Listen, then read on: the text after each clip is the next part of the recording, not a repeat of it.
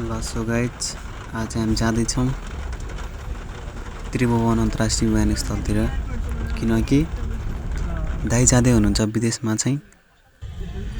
तर हामी चाहिँ ट्याक्सी बुक गरेर चाहिँ हामी त्रिभुवन विमानस्थलतिर जाँदैछौँ।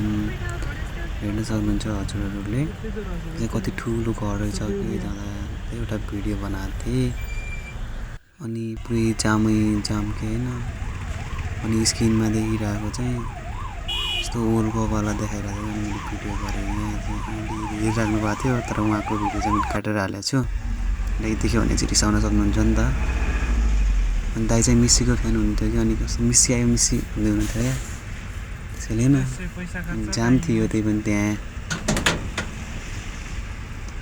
यस्तो भइरहेको थियो। वर्ल्ड कपको पुरै गोल पनि देखाइरहेको थियो त्यहाँ त। अनि अब चाहिँ जाम खुल्यो जस्तो लागिरहेको थियो। जाम खुल्यो अब एकछिनमा जाने हो हामी चाहिँ। त्यहाँ गर्दा गर्दै हामी चाहिँ बानेश्वर पुग्यौँ।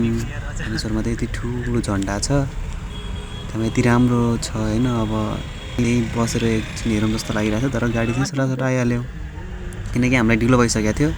6 बजे हामीले दाइलाई भित्र पठाइहाल्नु पर्ने थियो तर यति धेरै जाम थियो कि पानी नै परिरहेको थियो सिमसिम। तर हामी जाँदा जाँदै अलि एकछिन नि रोकिएन कि पानी होइन परै थियो। यति राम्रो बोटहरू अनि कति राम्रो दृश्य देखेर होइन मैले भिडियो बनाउँदै गर्दा अनि कति मन बेग्लै रमाइलो लाग्ने कि यस्तो होइन। अनि बानेश्वरमा चाहिँ एकदम धेरै जाम हुन्छ क्या त्यता चाहिँ। अनि कति राम्रो बोट बिरुवाहरू देख्न सक्नुहुन्छ। अनि विद्यार्थीहरू नि यता अनि अब भनौँ न बेलुका वन्डेको 6-7 बजिसकेको थियो। 5:30 बजे चाहिँ भइसकेको थियो। 5:30 चाहिँ विद्यार्थीहरू त्यतै थिए। अनि हामी चाहिँ विमानस्थलभित्र चाहिँ छिरिसकेका छौँ। देख्न सक्नुहुन्छ हजुरले चाहिँ यस्तो छ यहाँ चाहिँ यस्तो छ। हो त्यहाँ हामीले पुगिसक्यौँ।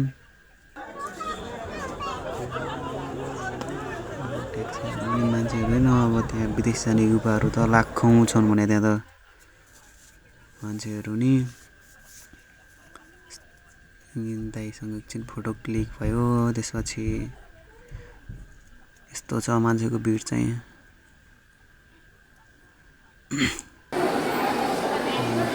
फोटो खिच्ने त्यसपछि दाइलाई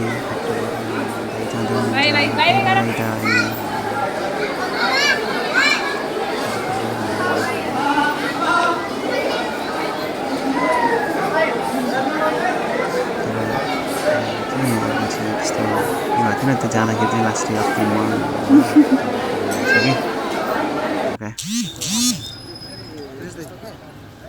दाइ हुनुभयो उहाँ पछाडि उहाँको दाइ आफ्नै दाइ भयो। यस्तो छ दृश्य र पनि फर्किन लाग्यो हामी चाहिँ। अब देख्न सक्नुहुन्छ मलाई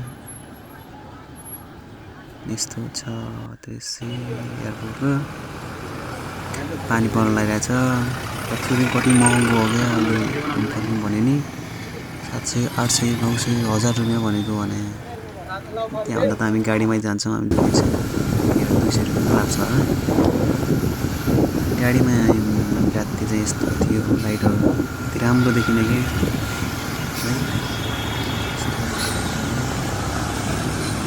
पानी परेर हैरान भने त्यसपछि निन्द्रा नलाग्यो त्यो माथि आकाशे पुल भन्छ यसलाई चाहिँ। यस्तो बिच बाटोहरूमा बाटो काट्न मिल्दैन नि त। त्यसैले यस्तो आकाशे पुलहरू अहिले बनाएको छ।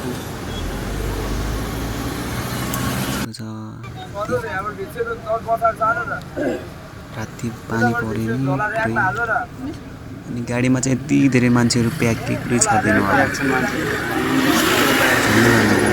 अगाडि बसेछौँ र पछाडि बसेको भएर त्यसरी उभिएर जानु पर्थ्यो। इभन उहाँहरू चाहिँ नजिक जाने मान्छेहरू हो।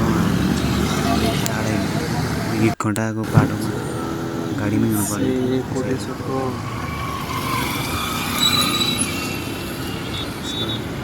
सिमसिम पानी परिरहेछ गाइड चट्ट यस्तो छ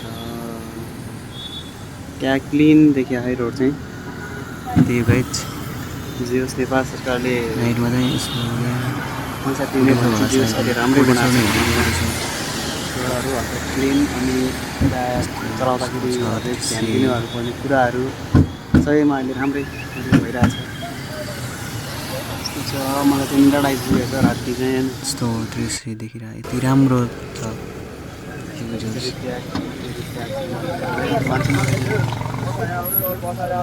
यस्तो प्याक पुरै छ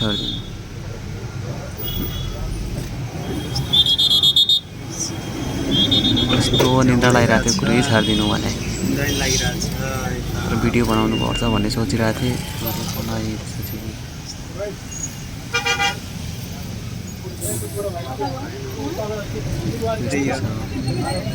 पैर चाहिँ पानी परिरहेछ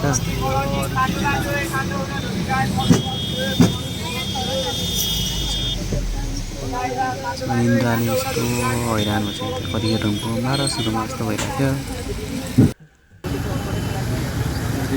चाहिँ कोटेश्वर हो रातिको दृश्य 7:21 यो वेटमा छ रातिको 8-9 बजिसक्यो नि यस्तरी गाडीहरू हिँड्छ है गाडीहरू हाम्रो गाडी चाहिँ रोकिएको छ अब चलाइसक्यो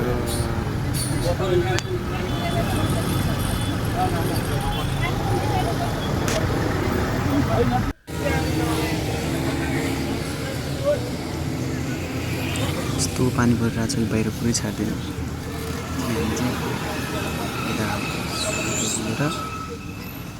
रुमतिर जाँदैछौँ जुत्ता नि भिजा थियो यस्तो पुरै छाड्दैन रुममा केही बाँकी रहेछ हिँडिराखेको छ पानी पनि परिरहेको छैन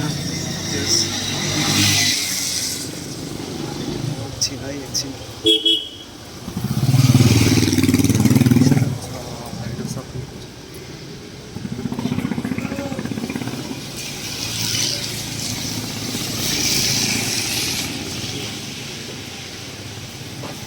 पानी परिरहेको छ जुस त्यो चाहिँ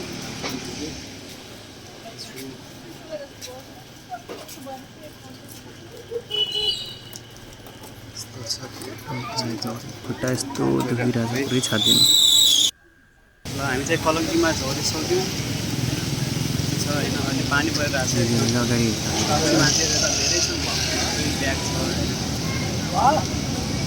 पानी आइरहेको छ अनि चाहिँ सही छाड्दैन नाइट पानी आएर क्यामेरामा पानी परिरहेको छ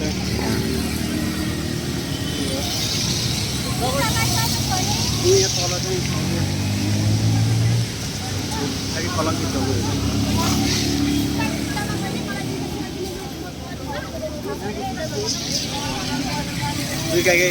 हामी चाहिँ अब पुग्छौँ 10-15 मिनटपछि अब मोबाइल चाहिँ भिज्छ होला हामीले भिडियोमा आउने युट्युब च्यानलमा आउने होला छ